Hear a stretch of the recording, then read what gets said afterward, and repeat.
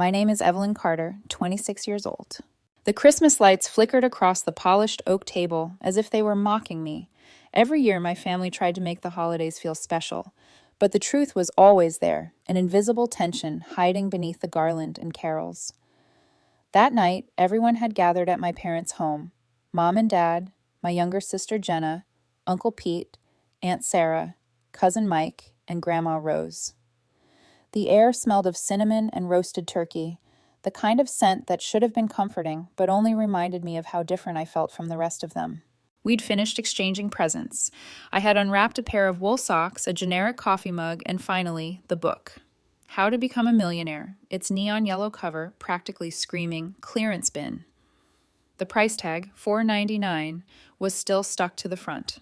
I held it in my hands, trying not to let my disappointment show, but my chest felt tight, as if everyone at the table could see right through my forced smile. Dad suddenly tapped his glass with a fork, the clear ringing pulling everyone's attention. He stood, face glowing, and Mom followed, almost trembling with excitement. "Everyone, we have a very special announcement," Dad declared. I remember the way Jenna's head whipped up, her eyes wide like a child about to open candy. She had no idea what was coming, or maybe she did. She had always been good at expecting the impossible and somehow receiving it. Mom reached into Dad's pocket and pulled out a set of keys attached to a wooden tag carved with the word Lake House. My stomach dropped.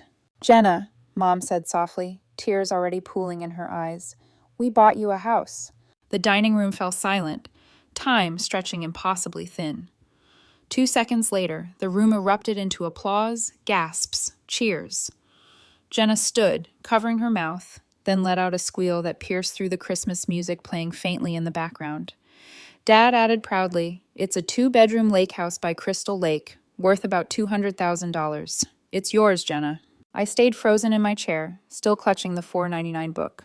Jenna spun around the table, hugging everyone, showing off the keys like a golden trophy. "I can't believe this. My own house. Thank you so much."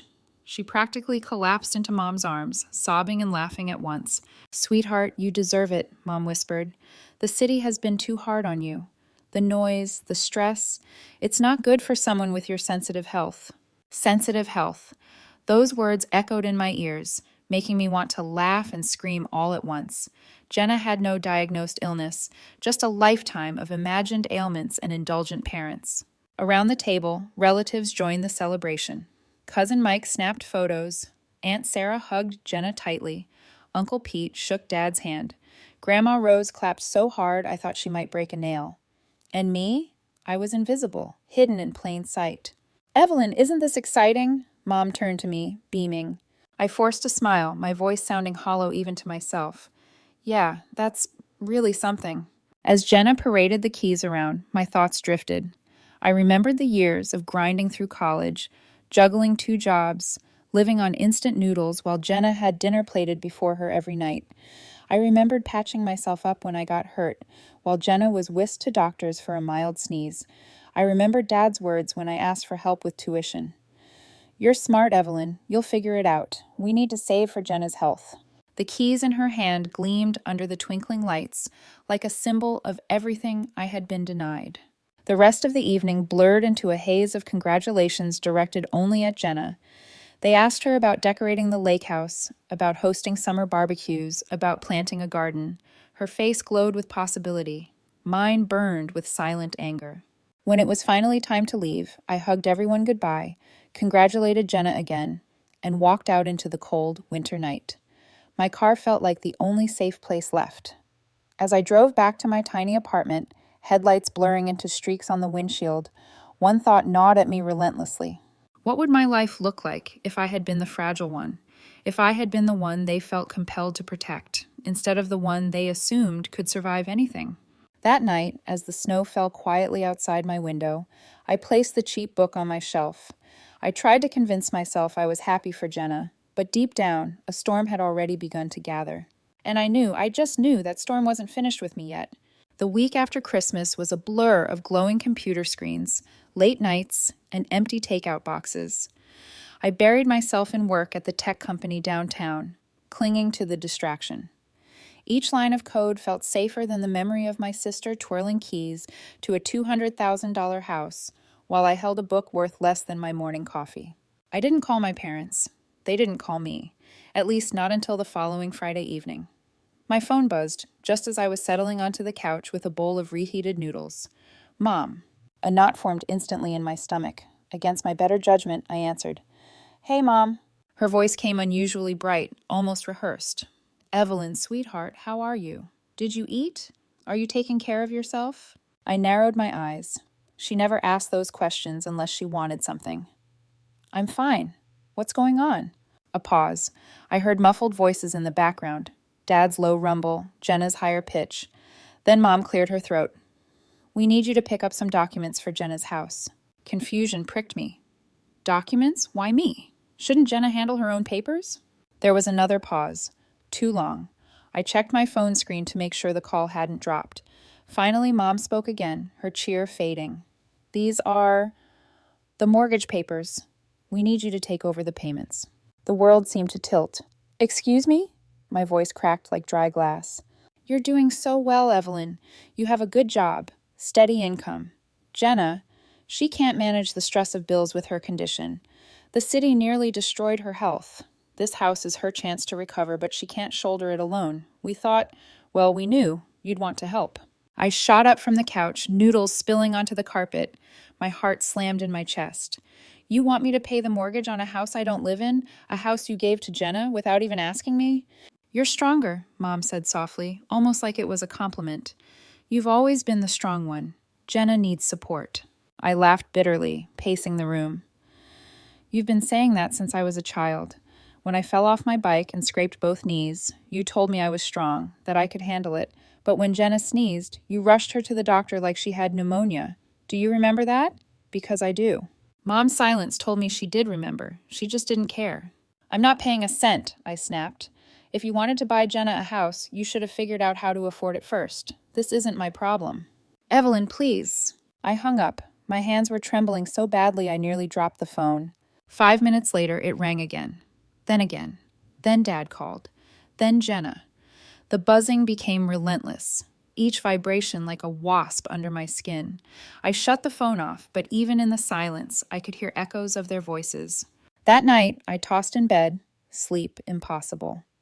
My mind replayed every moment of being overlooked, every time they'd treated me like backup while Jenna got the spotlight. It wasn't just a house. It was a lifetime of favoritism crystallized into bricks and mortgage payments they expected me to carry. When I finally drifted off near dawn, I dreamed of drowning. My hands clawed for the surface, but every time I reached up, a set of shining silver keys dragged me back down. By the next morning, I knew this wasn't over. My parents didn't see what they'd asked as unfair. They saw it as inevitable, and that terrified me more than anything. The next morning, sunlight streamed through my blinds, but the first thing I saw wasn't the day, it was the notifications. My phone lit up like a Christmas tree the moment I powered it on. 17 missed calls, 20 new messages. Mom's texts read like emotional daggers. Family helps family. You don't want Jenna to suffer, do you? Think of your sister's delicate health. Dad's were colder, more commanding. Call us back immediately. We need to discuss this like adults. But Jenna's messages, they were the worst. Paragraph after paragraph about how noise in the city gave her headaches, how depression swallowed her whole, how the lake house was her only hope. She ended one with, "If you really loved me, you'd do this." The audacity made my skin crawl. By noon, I couldn't take it anymore. I dialed Mom back. She answered instantly, voice drenched in relief. "Evelyn, thank God. Now we can talk about this reasonably." "There's nothing to talk about," I said flatly. "I'm not paying for Jenna's house." Her voice cracked. "But sweetie, we already signed everything. It's done. The house belongs to Jenna. We just assumed you'd help." "You assumed wrong." In the background, I heard Dad. "Put me on speaker." A shuffle. Then his voice filled the line, stern as a gavel. "Evelyn, this isn't just about money. This is about family responsibility. You've always been the one we could count on." My blood boiled. "No, Dad. I've always been the one you dump things on. You use my independence as an excuse to neglect me." Then Jenna's voice broke through, trembling with tears. "Evelyn, please. I can't live in the city anymore. The noise. It makes me sick every day. You don't understand what I go through. I close my eyes, jaw clenched so tight it hurt. Jenna, your sickness is spending all day online, convincing yourself you have diseases you don't. Every doctor has told you you're fine. Maybe if you got a job, you wouldn't have time to wallow. Her gasp was sharp enough to cut. How can you say that? I'm your sister. Exactly, which is why I'm telling you the truth. Stop expecting me to fix your life. I hung up, again. But they weren't finished with me, not by a long shot. That evening, more calls came in, not just from my parents. Uncle Pete, Cousin Mike, even Grandma Rose. Each started the same. Your mom told me you abandoned the family. Abandoned. The word clawed at me, so I told them the truth. Every detail. The Christmas gift, the mortgage, the demands. Each time I finished, there was silence on the other end, followed by disbelief. Jesus Christ, Evelyn, Uncle Pete muttered finally. I had no idea. They made it sound like you were just being cruel for no reason. One by one, I convinced them. Cousin Mike, shocked. Grandma Rose, appalled. The dominoes began to fall. My parents' carefully spun web, unraveling thread by thread. By the end of the week, the calls from extended relatives stopped. My parents had lost their sympathetic audience. And all that remained was the chilling realization that their vision of me, the strong one, the fixer, was so deeply ingrained they couldn't see me as anything else. Late one night, sitting alone in my apartment, I whispered the truth aloud just to hear it. They don't love me for me. They love me for what I can do for them. The silence that followed was the loneliest sound I'd ever known. After that week of endless calls and accusations, I built a wall. Not a physical one, but an invisible barrier stronger than steel. Work became my fortress. Days bled into nights as I threw myself into a project with my college friend Jake. We had been tinkering with a mobile app for months, stealing time on weekends, and after our 9-to-5 jobs. It was a productivity app powered by artificial intelligence, a kind of personal assistant that could reorganize anyone's chaotic life into order. To us, it was just a passion project. To the right company, it would be gold. We barely slept, living off coffee and adrenaline. But 6 months later, after countless revisions and crashes, something unbelievable happened. 3 different tech firms wanted to buy it. The bidding war was surreal. Jake and I sat in his cramped apartment, listening to one offer after another climb higher. By the end of that week, a corporation dropped a number on the table that left us both speechless. $4.2 million. $2.1 million each. I quit my job the next day. Jake and I rented an office downtown and officially launched our company, Next Gen Solutions. For the first time in my life, I wasn't surviving. I was building.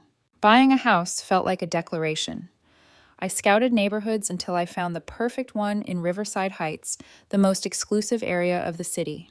A sleek, modern 4-bedroom home with glass walls that seemed to drink sunlight. A backyard pool that glistened like a jewel. It cost $800,000. I signed without hesitation. Moving day felt like a dream. As I packed up my old apartment, I stumbled across the one gift I had shoved aside months ago: How to Become a Millionaire. The ridiculous yellow cover still bore the faded $4.99 price tag. I laughed, loud, uncontrollable laughter that startled even me. They had handed me this joke of a gift, never realizing it would become a prophecy. I tucked the book into a box labeled New Home, deciding it deserved a place in my mansion, if only as irony incarnate. The first night in my new house, I walked barefoot across the cold marble floor, wine glass in hand.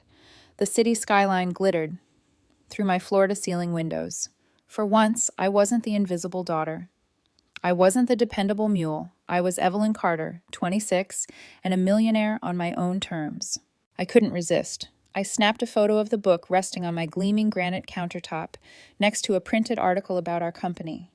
The headline compared Jake and me to rising stars in tech innovation. Then I posted both pictures online. No caption, just a smile emoji. I knew my parents would see it. I wanted them to. And deep in my chest, a quiet storm rumbled, a mix of pride, vengeance, and the sharp anticipation of the day they would come knocking. Because they would. They always did.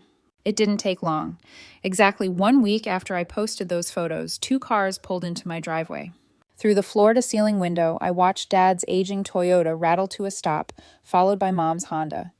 When the doors opened, Jenna stepped out too, her eyes already wide at the sight of my house. I opened the door before they could ring the bell.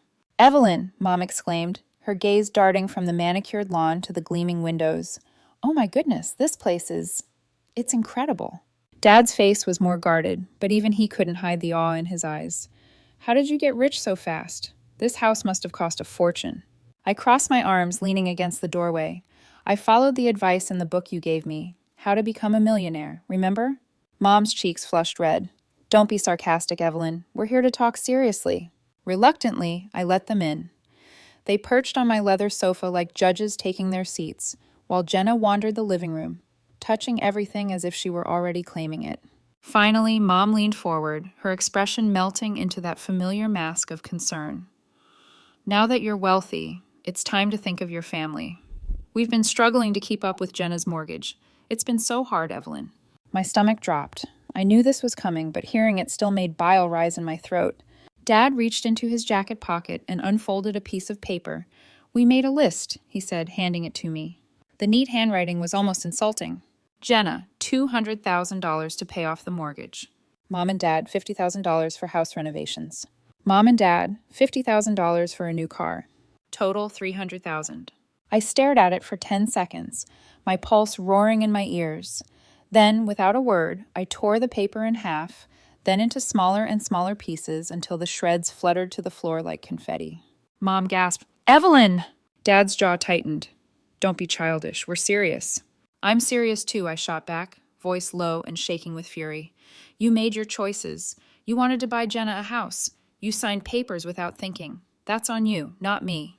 Jenna rushed forward, tears already welling. "Evelyn, please, don't do this. If the bank takes the house, I'll have nothing. I can't survive in the city. You know how fragile I am."